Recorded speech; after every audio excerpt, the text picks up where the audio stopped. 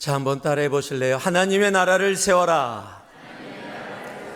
전우좌우를 보시면서 하나님의 나라를 세워라. 오늘 말씀의 제목입니다. 하나님의 나라를 세워라. 하나님은 우리가 이 땅 가운데 나의 나라가 아니라 하나님의 나라를 세우라라고 명령하고 계십니다. 여러분, 아멘이 나와야 되는데요, 원래. 나의 나라를 세우시느라고 너무 바쁘시지 않으신지 모르겠습니다. 우리가 신앙생활을 하면서 아무 생각 없이 자주 외웠던 기도가 있습니다. 주기도문이라고 많이 얘기하죠. 어떤 프로그램이 끝날 때 주기도문으로 마치겠습니다. 그러면 너무 익숙해서 아무 생각 없이 그냥 쭉 외워나가는 그런 일들이 우리들 가운데 많이 있었습니다. 그런데 그 외우는 것도 요즘은 좀 많이 못하고 안 하는 그런 시대가 되어진 것 같습니다. 자, 오래간만에 그 주기도문을 같이 한번 했으면 좋겠습니다. 대신에 외우는 시간이 아니라 그곳에 있는 단어 하나하나를 하나님께 올려드리는 나의 기도로 한번 올려드렸으면 좋겠습니다. 아마 외우신 시대에 따라 조금씩 다를 수 있을 겁니다. 그러나 상관하지 마시고 내가 가슴에 담고 있는 주기도문으로 한번 우리 주님 앞에 올려드리기를 소망합니다. 함께 하겠습니다. 하늘에 계신 우리 아버지여, 이름이 거룩히 여김을 받으시오며 나라의 임하옵시며 뜻이 하늘에서 이루어진 것 같이 땅에서도 이루어지리다. 오늘날 우리에게 일용할 양식을 주옵시고 우리가 우리에게 죄진 자를 사하여 준 것 같이 우리의 죄를 사하여 주옵시고 우리를 시험에 들지 말게 하옵시며 다만 악에서 구하옵소서. 대개 나라와 권세와 영광이 아버지께 영원히 있사옵나이다. 아멘. 우리가 자주 외웠던, 자주 고백했던 주기도문, 이 기도문은요, 먹고 사는 문제로 고민하고 그래서 주님 앞에 주세요, 주세요라고 이방인들과 같이 기도하며 나아갔던 사람들과 제자들에게 너희가 그렇게 기도하지 말고 내가 기도를 가르쳐 줄 것인데 이렇게 기도하라 라고 주님께서 가르쳐 주신 기도입니다. 그것이 마태복음 6장에 기록되어져 있지요. 우리가 오늘 함께 했던 이 주기도문 첫 부분이 9절에서 10절에 기록되어져 있습니다. 이렇게 기록되어 있죠. 동일하게 기록되어 있어요. 그러므로 너희는 이렇게 기도하라.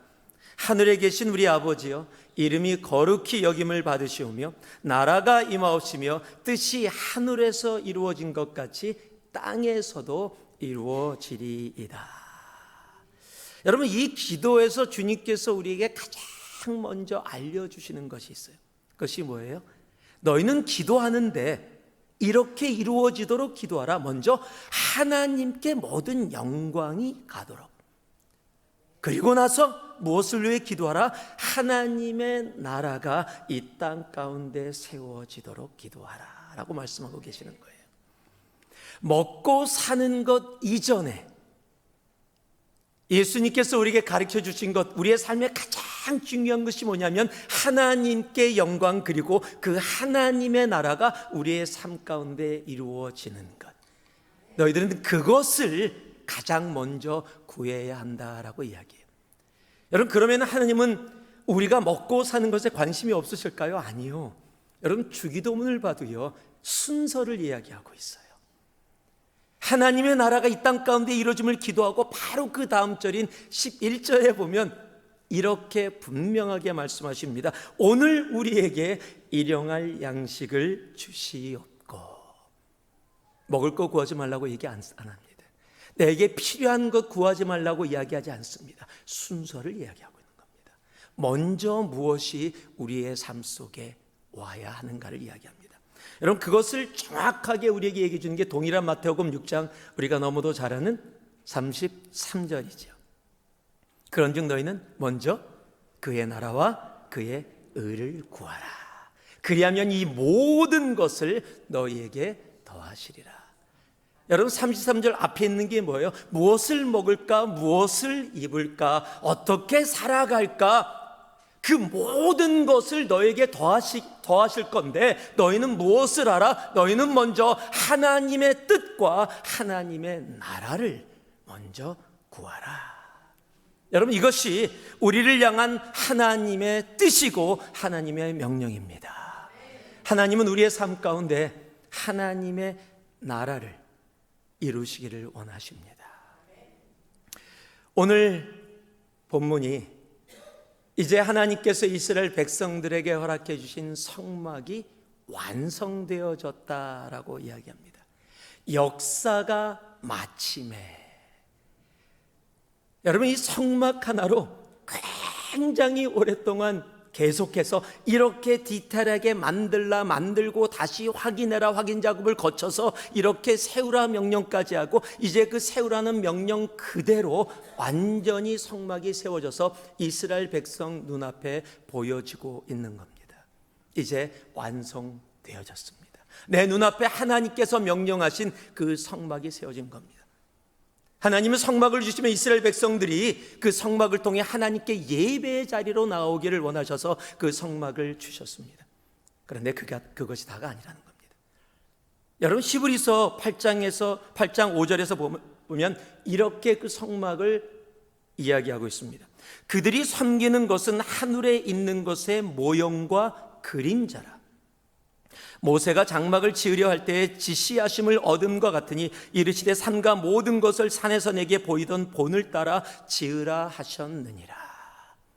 하나님이 모세에게 보여주고 그 보여준 대로 만들라 말씀하시면서 성막을 이스라엘 백성 가운데 허락해 주셨는데 그것을 뭐라고 얘기해요? 참 것, 하나님 나라의 모형이고 그림자다라고 이야기하고 있다는 사실이에요. 그 모형과 그림자를 왜 주셨습니까?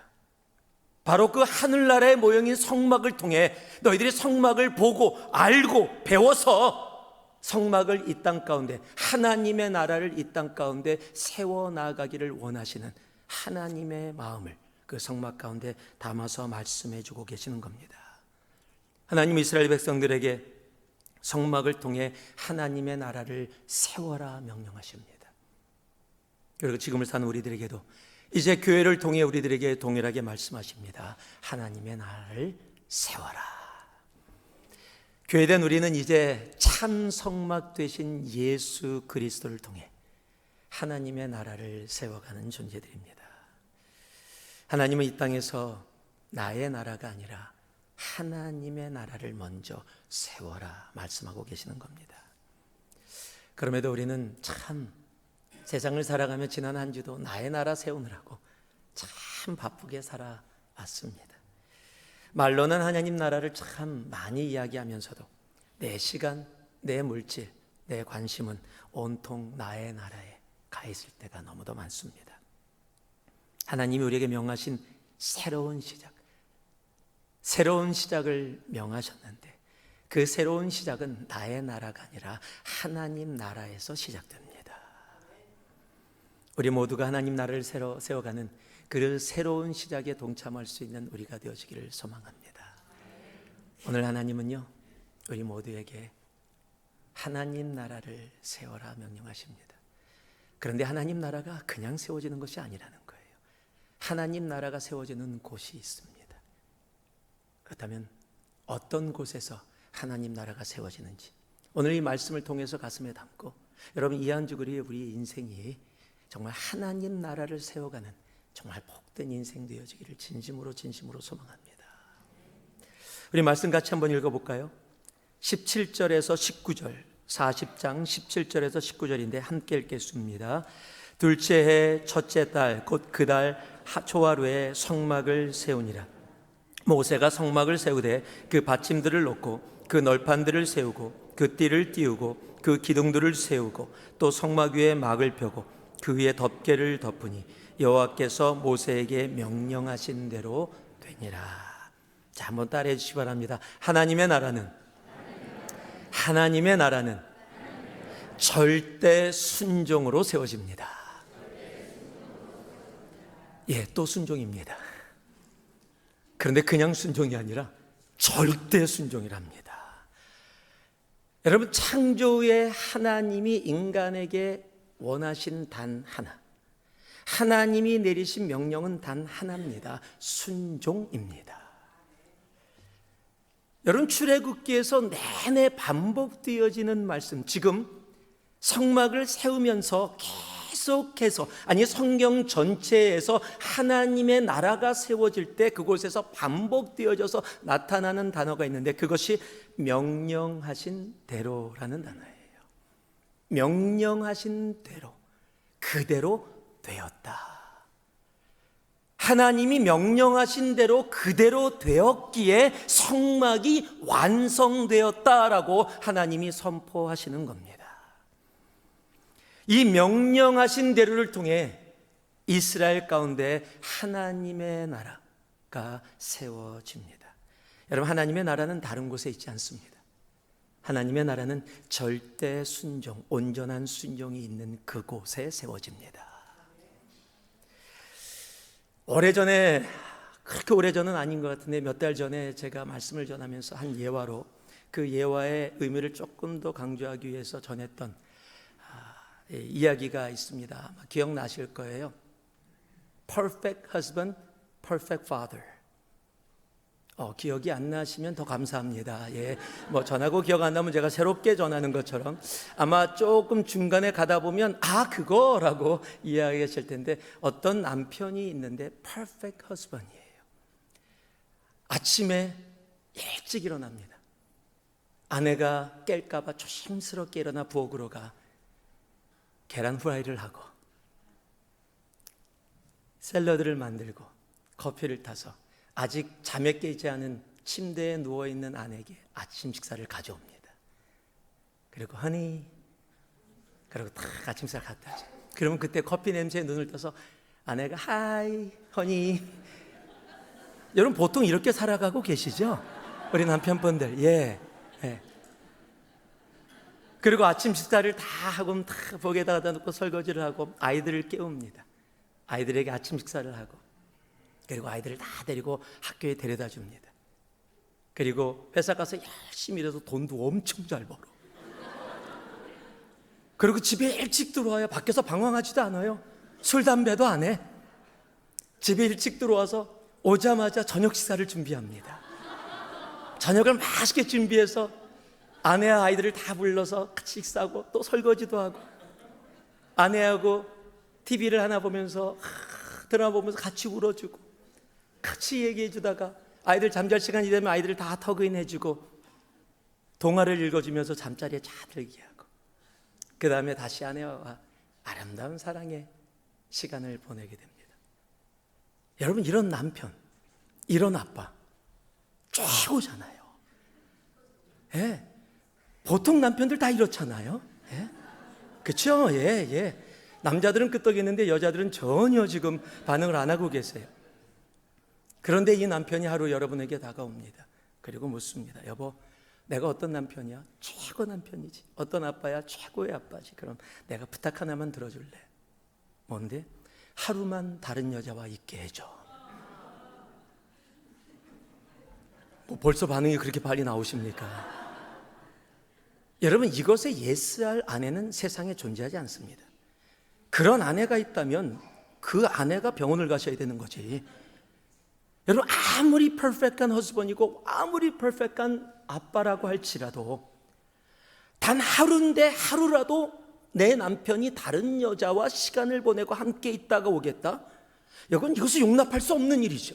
여러분, 그런데 확률이 아니라 넘버로 보면 어떤지 아십니까? 364분의 365. 이번에 확실하게 계산했어요. 제가 99.72입니다. 이거 반올림하면 100이에요. 거의 완벽한, 100에서 조금 모자라 99.72. 그런데 안 된다고 합니다. 말도 안 된다. 어떻게 내 남편을 다른 여자와 쉐어할 수가 있어? 이거는 말이 안 돼. 아무리 364일 잘한다 할지라도 그거는 용납할 수 없습니다. 여러분, 이것이 부부예요. 부부는 온전한 헌신이 있는 것이 부부입니다. 여러분, 그렇듯이 하나님의 나라는 온전한 순종이 있는 것. 하나님은 우리의 99.9%를 받지 않으십니다. 그곳에 하나님의 나라는 세워지지 않습니다. 0.1%라도 그곳에 하나님의 향한 온전한 순종이 있지 않다면 그것은 죄가 되기 때문입니다.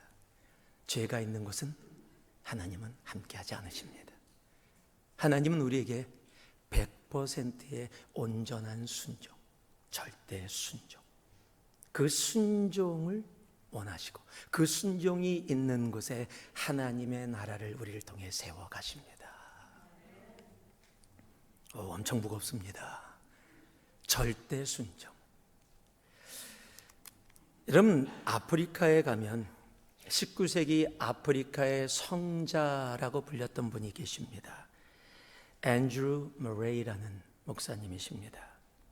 이분은 남아공에서 태어났고 말라위에서 엄청난 선교의 사역을 행하셨습니다. 그래서 남아공과 말레이에 가면 꼭 기독교 성지 순례로 이분이 섬겼던 교회, 또 묻혀있는 그 무덤, 교회, 그리고 이분이 사역을 했던 그 교회들이 아직도 남아있어서 그곳을 방문해서 보게 되어집니다.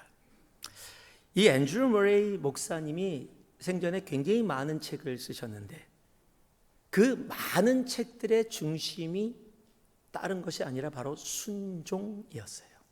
그러니까 이분의 영성은 순종을 향해서 집중되어 있었는데, 그래서 그 책의 제목들도 참 재밌습니다. 한국말로 번역된, 원래 언어를 한국말로 번역을 했는데 번역된 책 중에 이런 책이 있습니다.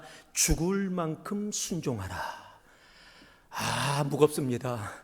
순종 자체도 무거운데 죽을 만큼 순종하랍니다. 그런데 그 책의 내용 중에 챕터 1에 순종은 운명을 결정짓는 유일한 요소이다. 이게 챕터 1의 제목이에요. 순종은 인간의 운명을 결정짓는 유일한 요소이다. 그 가운데 이런 글이 적혀 있습니다. 순종이 하나님 눈에 얼마나 말할 수 없는 기쁨을 가져다 주는지에 관해 도대체 언제 우리가 제대로 깨달을 수 있겠는가?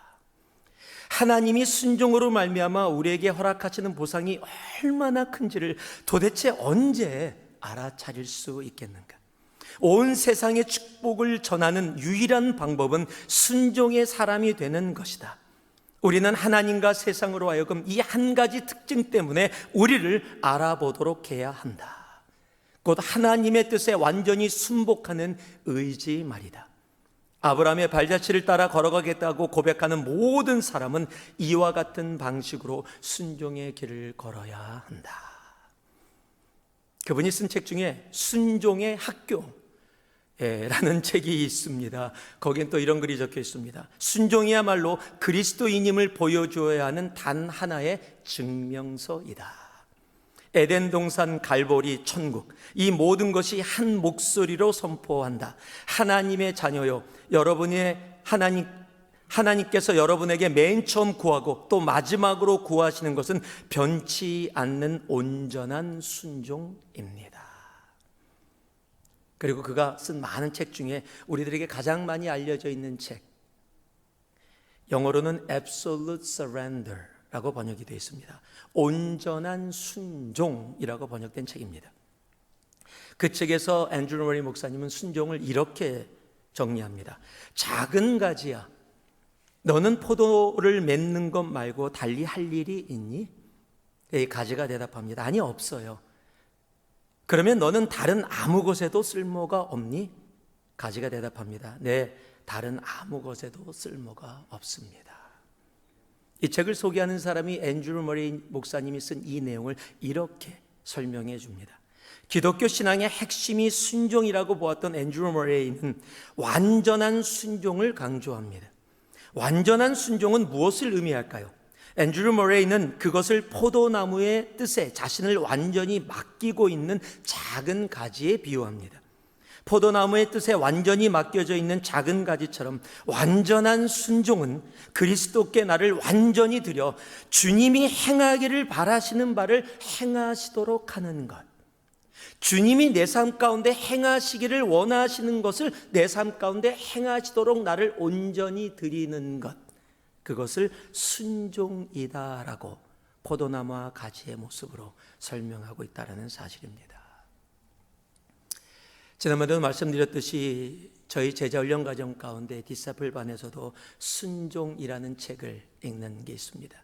조금 이 시대의 목사님의 책입니다. 존 비비어 목사님의 순종이라는 책을 읽고 독후감을 쓰게 됩니다. 지난번에도 한번 예를 읽어드렸는데 이번에 한 가지 더 간증을 여러분께 읽어드립니다. 그분이 쓴 간증입니다. 이사야 1장 19절에서 20절. 너희가 즐겨 순종하면 땅의 아름다운 소산을 먹을 것이요 너희가 거절하여 배반하면 칼에 삼켜지리라. 여호와의 입의 말씀이니라. 디사이플 제자반의 숙제로 순종을 읽으라고 했을 때 저는 책 제목을 보자마자 뻔하고 지루할 것 같다는 생각이 들었습니다. 처음 몇 장의 지루함을 견디며 책장을 넘기다 점점 뼈를 때리는 느낌을 받기 시작했습니다. 자기의 의에 빠져 판단하는 마음으로 다른 이의 흠을 잡는 사람들에게는 주님은 분노하시고 99%의 순종은 순종이 아니며 기꺼이 즐거운 마음으로 순종을 해야 하나님께서 받으신다는 것을 읽고 지난날의 나의 모습을 돌아보게 되었습니다. 제가 그동안 알게 모르게 지었던 많은 죄들이 머릿속에 스쳐 지나갔고 제 자신이 그동안 순종하며 겸손했었다는 교만함을 깨닫게 되었습니다. 성경 공부를 아무리 해도 믿음이 커지지 않아 좌절할 때가 있었는데 제가 하나님의 말씀에 100%를 기뻐하며 순종하지 않았고 나의 의가 하나님의 뜻보다 컸고 하나님의 약속은 자동으로 성취되는 것이 아니라 기도를 통해 내 것이 되며 믿음의 선한 싸움을 통해 받는 것이기 때문에 하나님께 영광을 드릴 수 없었음을 알게 되었습니다. 때때로 저는 성경을 읽으며 남녀차별, 장자차별, 신분차별 등에 대해 받아들이기 어려웠던 부분이 있었습니다. 그런데 순종책을 읽으며 하나님의 왕국의 질서에 대해 이해가 되었고 아론과 미리암, 가인과 같이 질서와 권위에 순종하지 않은 자들이 어떻게 되었는지 알게 되었습니다. 온 만물을 창조하신 하나님의 계획과 영광 아래 티끌만한 존재로 살아가고 하나님의 은혜가 없으면 아무것도 아닌 제가 하나님의 뜻이 아닌 내 뜻대로 세상을 바라보고 남을 판단했던 모습을 보게 되었습니다. 현대 민주주의 사회의 질서와는 다른 하나님의 왕국의 백성으로 권위에 순종하지 않고 그저 저의 잣대와 기준으로 판단하고 불순종했던 제가 하나님의 왕국 안에서 그 질서 안에 거할 때 온전히 느낄 수 있는 자유와 기쁨을 누리며 모든 것을 선으로 바꾸실 하나님을 신뢰하며 기쁜 마음으로 순종하며 살아가기를 원합니다. 여러분, 하나님의 나라는 그냥 대충 아무 곳에 세워지는 나라가 아닙니다. 하나님의 나라는 포도나무 대신 예수 그리스도께 온전히 붙여져 그 가지를 통해 하나님이 맺고자 하는 그 열매가 맺혀지는 것. 여러분, 그것이 우리의 삶에 하나님의 나라가 세워지는 것입니다. 순종, 거기다가 절대 순종, 죽을 만큼 순종하라.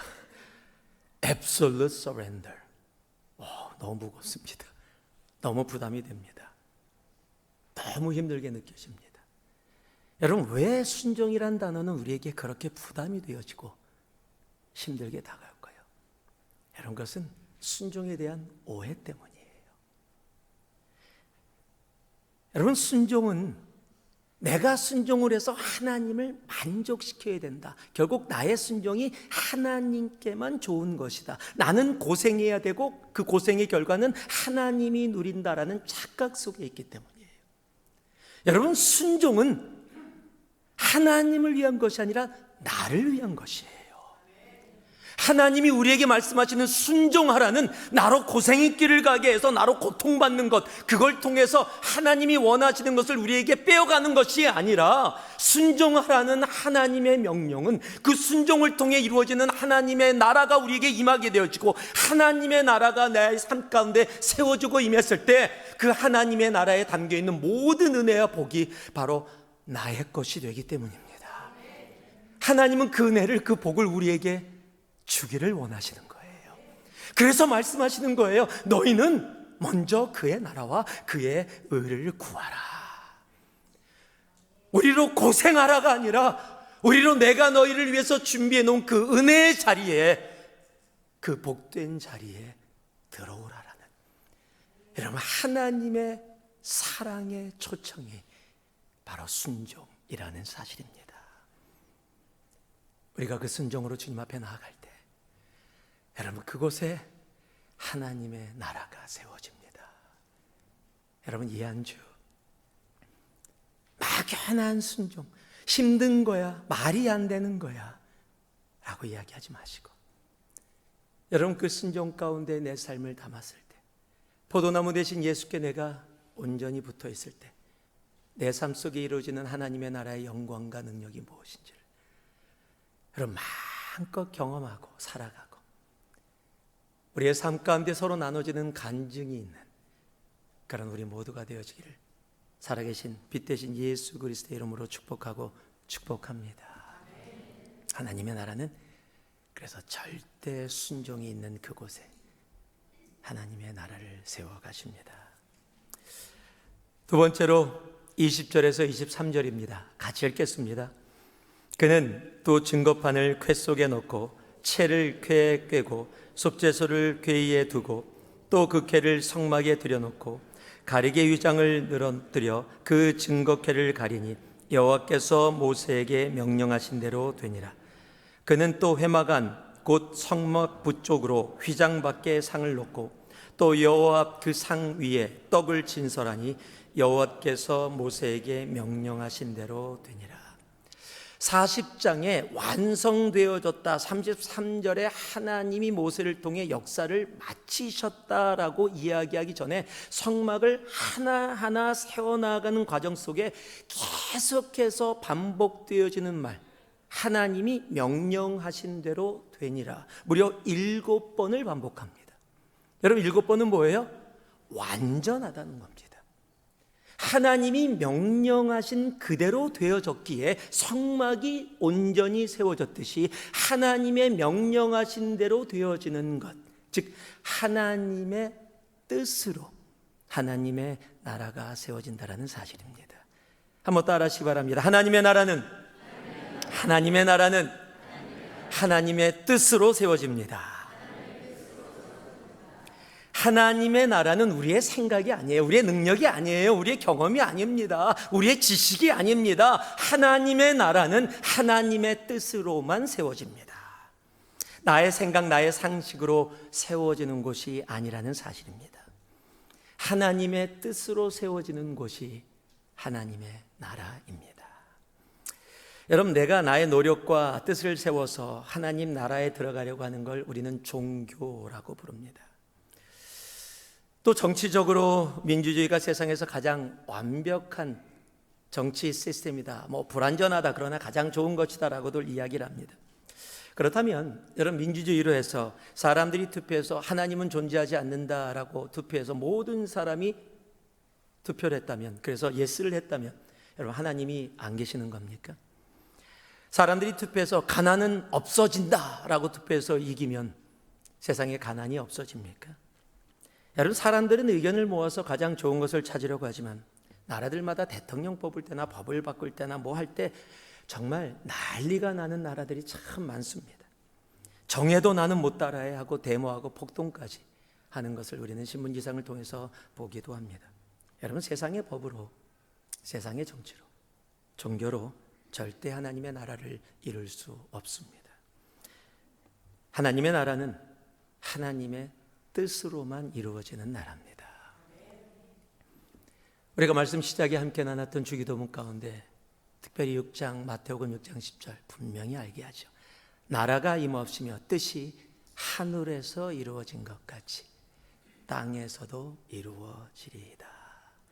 하나님의 나라는, 하나님의 뜻이 땅에서 이루어질 때 우리 가운데 세워지는 겁니다. 여러분, 나의 뜻이 나타나면 그건 나의 나라입니다. 하나님의 뜻이 나타나고 하나님의 뜻이 이루어지는 것이 바로 하나님의 나라인 것입니다. 여러분, 나의 뜻을 가지고 막 이야기하면서 하나님의 나라를 이루겠다고 하면요, 그걸 조금 어려운 말로 어불성설이라고 합니다. 말이 안 된다라는 겁니다. 나의 뜻으로 살아가면 나의 나라를 만들게 되어 있습니다. 그러나 하나님의 뜻으로 나아가면 하나님의 나라가 세워집니다. 하나님의 뜻이 아닌 나의 뜻을 행했던 모든 나라와 개인은 하나님의 역사 가운데 멸망했다라는 사실을 우리는 기억해야 합니다. 그 중에 우리에게 분명하게 알게 하는 성경의 예가 하나 있죠. 요나입니다. 요나. 하나님이 요나를 통해 니느웨에 가서 복음을 전하라 라고 명령을 했습니다. 근데 요나가 너무 싫어했어요. 이유는 니느웨를 안 좋아했어요. 그 니느웨에 있는 아수르 민족이 이스라엘을 힘들게 했고 핍박하는 민족이었기 때문에 안 좋아했어요. 그런데 하나님이 그곳에 가서 복음을 전하라, 회개를 선포하라. 그러면 요나는 하나님을 알았다고 이야기해요. 하나님께서 그들을 구원하실 거 알았기 때문에 가서 전하는 것 자체를 싫어했어요. 그래서 도망을 갑니다. 다시스로. 여러분, 그 결과를 우리는 너무도 잘 압니다. 결국 하나님의 뜻은 이루어졌습니다. 여러분, 하나님의 뜻은 언제나 이루어집니다. 그래서 니는 용서를 받았습니다. 근데 하나님의 뜻은 이루어졌는데 요나는 열을 받습니다. 하나님의 뜻은 이루어지는데 요나는 열을 받게 되죠. 여러분, 요나서는 4장으로 되어 있는 굉장히 짧은 성경의 말씀이에요. 근데 재밌는 사실은 여러분, 요나서를 읽다 보면 4장 끝에 11절이 마지막인데 이게 안 끝나요. 이게 뭔가 좀 더 있어야 될 것 같아요. 이게 이렇게 찜찜하게 끝나서 이게 성경이 어디서 소실됐나, 이게 뭔가 좀 더 있어야 될 것 같은데 왜 이렇게 안 끝나는 것처럼 끝나지? 여러분, 그것이 9절에서 11절인데 이렇게 말씀이 기록되어 있습니다. 하나님이 요나에게 이르시되 내가 이 박넝쿨로 말미암아 성내는 것이 어찌 옳으냐 하시니 그가 대답하되 내가 성내어 죽기까지 할지라도 옳으니이다. 지금 이성을 잃은 상태입니다. 지금 요나가 완전히 가서, 이게 무슨 말이냐면요, 그렇게 싫은 니느웨가 복음을 받아들이고 회개를 하고 금식을 하는 거예요. 그곳에 영적인 부흥이 이루어지는 겁니다. 그 모습을 보니까 너무 짜증나는 거예요. 너무 화가 나는 거예요. 자기의 뜻은 이들의 구원이 아니거든요. 그래서 성적 동쪽에 가서 그곳에서 혹시 몰라 저러다가 금방 돌이켜서 또 죄악에 빠져서 금방 멸망할 수 있을지 몰라. 그리고 거기서 지켜보는 겁니다. 근데 땡볕에 지켜보니까 하나님이 요나가 불쌍해서 박넝쿨을 해서 그늘을 만들어줬어요. 그늘을 만들어줬더니 너무 좋은 겁니다. 성경이 요나가 기뻐했다라고 해요. 야, 내 뜻이 맞을지 몰라. 이게 지금 세상이 내 편으로 움직여가는 것 같아. 그러고 바라보고 있는데 아침이 됐는데 박넝쿨이 말라버렸어요. 그러니까 햇빛이 쨍쨍 내려치니까 너무 힘든 거야. 지금 그러지 않아도 니느웨가 구원받아서 열받는데 더 열받는 거예요.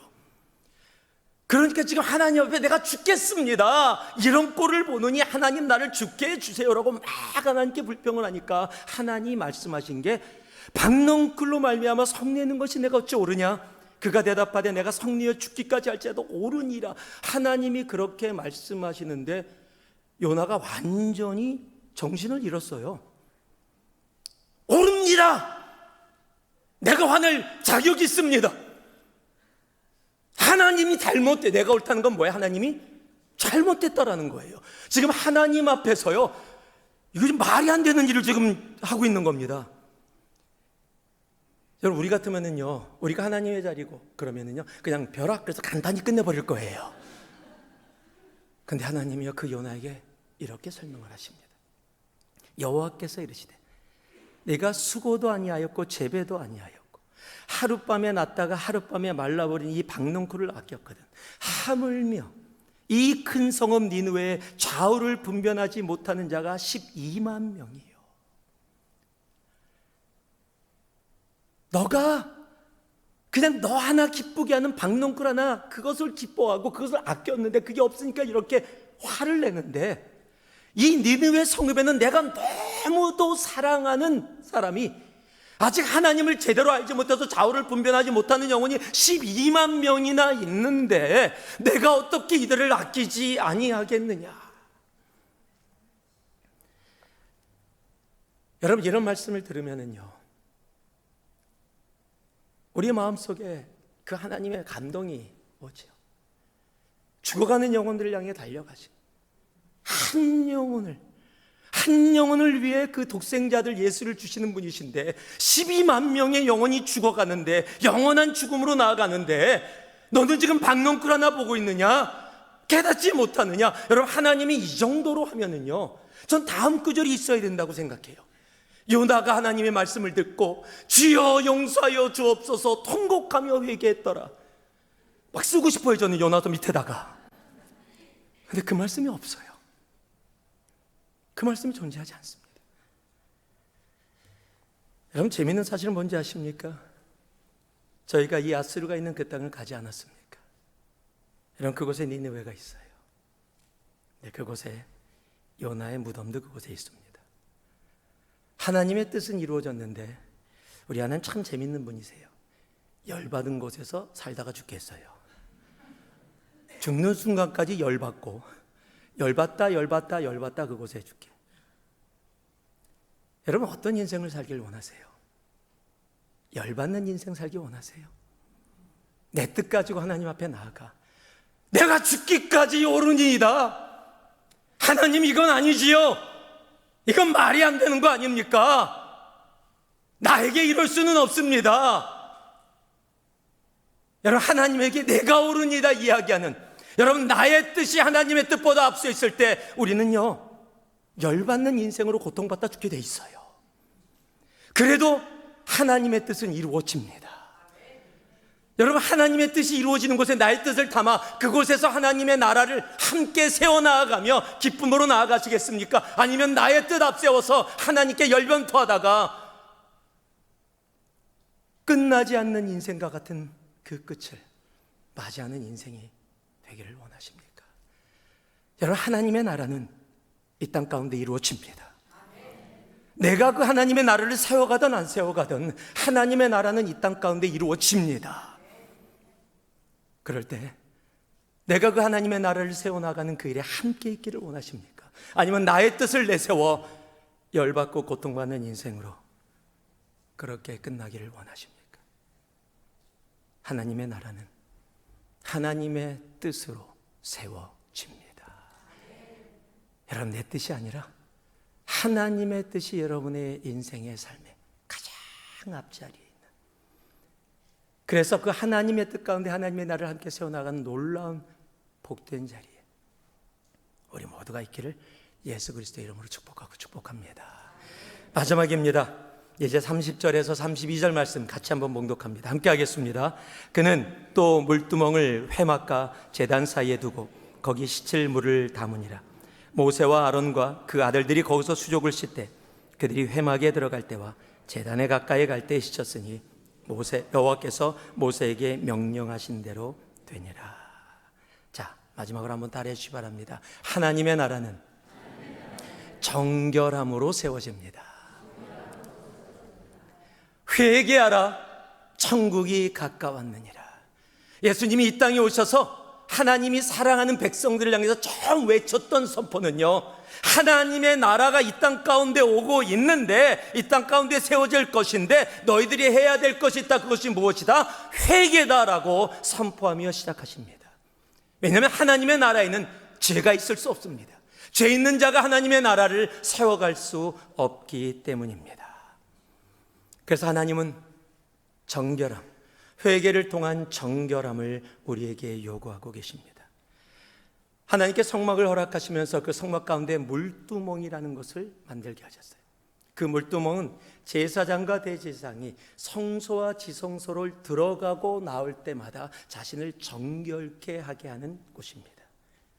그냥 한 번만 하면 되는 것이 아니라 성소에 들어가서 귀한 제사를 드리고 다시 나오면 또 깨끗하게 정결하게 해야 되고, 다시 그 시간 후에 조금 있다 또 들어간다 할지라도 다시 또 정결하게 하고 또 들어가야 되는 거예요. 정결함은 한때 한순간의 정결함이 아니라 지속적인 정결함을 요구하고 있다는 사실입니다. 하나님의 나라는 정결함 없이 세워질 수 없습니다. 그래서 마지막 때에 이 정결함이, 이 깨끗함이, 경건함이 얼마나 소중한지를 디모데후서 3장은 우리들에게 이렇게 이야기합니다. 같이 읽겠습니다. 디모데후서 3장 1절에서 5절입니다. 함께합니다. 너는 이것을 알라. 말세에 고통하는 때가 이르러 사람들이 자기를 사랑하며 돈을 사랑하며 자랑하며 교만하며 비방하며 부모를 거역하며 감사하지 아니하며 거룩하지 아니하며 무정하며 원통함을 풀지 아니하며 모함하며 절제하지 못하며 사나우며 선한 것을 좋아하지 아니하며 배신하며 조급하며 자만하며 쾌락을 사랑하기를 하나님 사랑하는 것보다 더하며 경건의 모양은 있으나 경건의 능력은 부인하니 이 같은 자들에게서 내가 돌아서라. 앞에 이야기한 모든 것들을 이야기하면 예수를 믿는다고 하면서 경건의 모양은 갖고 있는데 경건의 능력이 그 삶에 없습니다. 왜요? 하나님보다 자기를 더 사랑해요. 하나님보다 돈을 더 사랑해요. 감사하지 못하고 불평하고 선한 것을 좋아하지 못하고 절제하지 못하고 무정하고 원통함을 풀지 않는 모습들. 경건의 모양을 가지고 사람들을 속일 수 있을지 몰라도 그 속에 경건의 능력은 없다. 그런 사람에게서 뭐라고요? 돌아서라 라고 이야기합니다. 왜냐하면 하나님의 나라는 경건의 모양이 아니라 경건의 능력, 진정한 깨끗함을 통해 세워나가시는 나라이기 때문입니다. 그러기에 우리는 매 순간 회개의 자리에 나아가야 돼요. 요한일서 1장 9절은 우리에게 분명히 이야기하죠. 만일 우리가 우리의 죄를 자백하면 저는 미쁘시고 의로우사 우리의 죄를 사하시며 우리를 모든 불의에서 깨끗하게 하실 것이요. 하나님 우리에게 회개를 말씀하고 계세요. 그런데 우리의 삶엔 참 회개가 없어요. 내가 죄인입니다 고백하면 되는데 우리는 내가 죄인입니다, 제가 죄인입니다 라고 이야기하면서 제가 죄인입니다 그렇게 얘기를 해요. 무진장이 헷갈려요. 한국말은 더 헷갈려요 정말. 여러분 부부관계에서도 그래요. 우리 관계 문제가 있어요. 남편과 아내 그럼 전부 다 똑같습니다. 제가 문제예요 그래요. 여러분 문제는 뭐라고? 나라고 말씀드렸어요. 언제나 나예요. 내가 죄인입니다 고백해야 그곳에서 회개가 이루어지고 그래야 깨끗해지고 그곳에 하나님의 나라가 서지는데 말은 제가 죄인입니다 그러면서 손가락은 죄를 가리키고 있어요. 제가 죄인입니다. 여러분 누가복음 18장에 보면 계속해서 여러분 지금 계속 반복되어지는 말씀인데 바리새인과 세리의 기도가 기록되어 있죠. 바리새인은 당시에 의인입니다. 세리는 죄인입니다. 바리새인은요 의인의 기도를 합니다. 두 사람이 기도하러 성전에 올라가니 하나는 바리새인이요 하나는 세리라. 바리새인은 서서 따로 기도하여 이르되 하나님이여 나는 다른 사람들 곧 토색 불의 간음을 하는 자들과 같지 아니하고 이 세리와도 같지 아니함을 감사하나이다. 나는 일에 2번씩 금식하고 또 소득의 11조를 드리나이다 하고. 다 좋은 거 하고 있잖아요 지금. 토색 안 하지요, 불의 안 하죠, 간음 안 하지요. 세리같이 다른 사람들 그렇게 핍박해서 돈 뺏지도 않지요. 일주일에 2번씩 금식하지요. 소득의 11조 꼬박꼬박 드리고 있죠. 좋은 크리스찬이죠. 근데 세리가 이렇게 기도합니다. 멀리 서서 감히 눈을 들어 하늘을 쳐다보지도 못하고 다만 가슴을 치며 이르되 하나님이여 불쌍히 여기소서. 아무것도 얘기 안 해요. 한 가지, 나는 죄인이로소이다. 그랬더니 우리 주님이 동일한 18장 14절에 이렇게 얘기합니다. 내가 너희에게 이르노니 이에 저 바리새인이 아니고 이 사람, 세리입니다. 이 사람이 의롭다 하심을 받고 그의 집으로 내려갔느니라. 하나님 누구를 의롭다 했습니까? 회개하는 죄인인 세리를 의롭다는 겁니다. 교만한 의인인 바리새인을 죄인이라고 이야기하시고 내가 죄인입니다라고 회개하는 세리를 의롭다라고 말씀하고 계시다는 사실이에요. 하나님 지금도요 회개하는 죄인들을 통해 하나님은 하나님의 나라를 세우십니다. 여러분 주님 앞에 내가 죄인입니다 여러분 고백하며 나아갈 수 있는 우리가 되기를 소망합니다. 너무 의인이 많아요.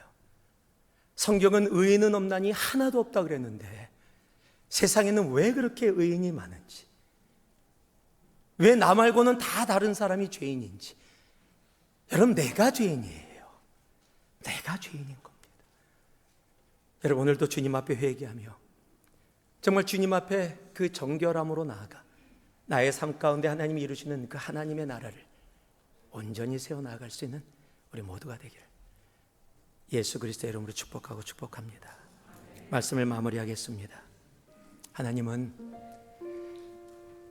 우리가 살아가는 이 시간에 이 땅에서 나의 나라가 아니라 하나님의 나라를 세워가기를 원하십니다.